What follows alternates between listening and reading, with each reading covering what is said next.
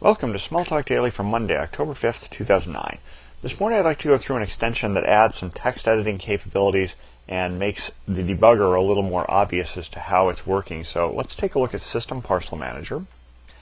And extra emphasis is the package I'm talking about. We'll go to Browser Extensions, which is where this is organized now. I've already loaded this into this image, but to get this loaded you would right-click and do a load.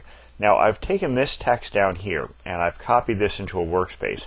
And the reason for that is to show you one of the capabilities this kind of code has. So let's go up to the top of the workspace here.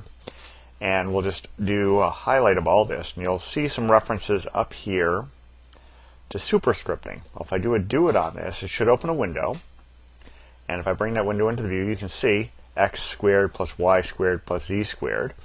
And I can also do some other interesting little things. If I come down here, you'll see references to subscript. So if I highlight all this and do it, you'll see the same kind of little window with the two down at the bottom. So that's one of the things that extra emphasis allows you to do, is make some changes to text that allow things like subscripts, superscripts. You can go and look at the code and the comments for a little more on that.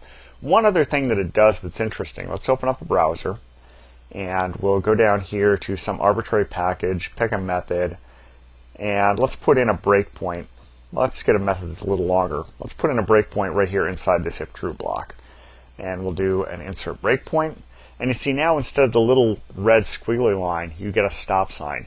That's the other major addition that extra emphasis gives you, is it makes the breakpoints a lot more obvious to the eye, because the little red thing is hard to spot sometimes, it's easy to miss. Whereas once you load extra emphasis and you get the stop sign, very obvious as to where the breakpoint is. You can see it immediately. So that's about it for today.